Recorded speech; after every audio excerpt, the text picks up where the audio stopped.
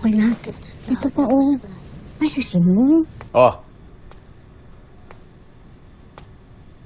Kanina ko pa kayo inaantay magising eh. Miss mo agad ako, Master. Yung miss. Umalis na kayo dyan. Pinapaalis mo na kami? Sabi sa'yo, Ate Ame, hindi dapat tayo umasa. Isang gabi lang pala tayo eh. Ano pinagsasabi mo? Ano pinagsasabi mo isang gabi? Ang sinasabi ko, may kwarto ron. Wala namang gumagamit. E di kayo na gumamit. Tara na sa bagong kwarto niyo. Baka magbago pa isip. Halika na. Dali na kayo. Dali na. Dali na lang. Dali na. Dali. Dali. Oh. Sige na. Ayoko lang may masabi yung mga tao. Ninapi ko kayo. Uy, mukhang may sinipag maglinis kagabi ah. Pasok na, pasok na. Dating kwarto to ng tatay ni Atoy. Mukhang maluwag naman. Kasya kayo. Naku! Kasya na po talaga kami dito. Ikaw! Ang lambot ng kama. Sino ka pa sa akin eh?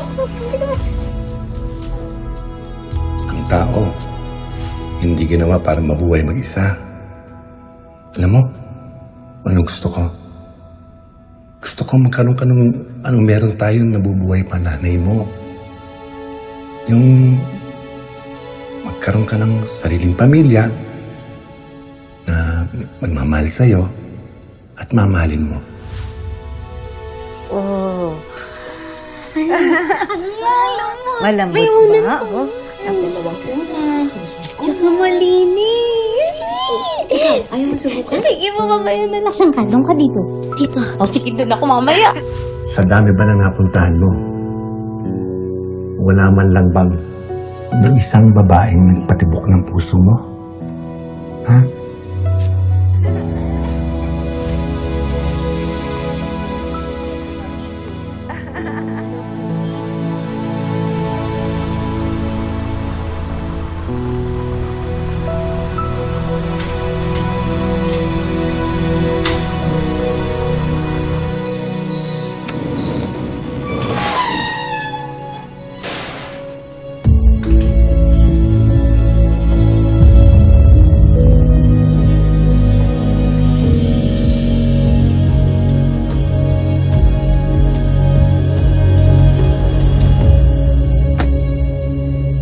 Welcome home, anak.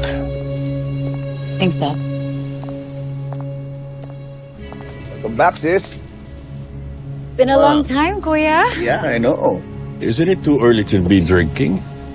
Dad, napaaga lang celebration namin sa pagdating niyo. Hi. Hey, Audrey! Welcome back. Oh, love the perfume. Amoy lumang cabinet.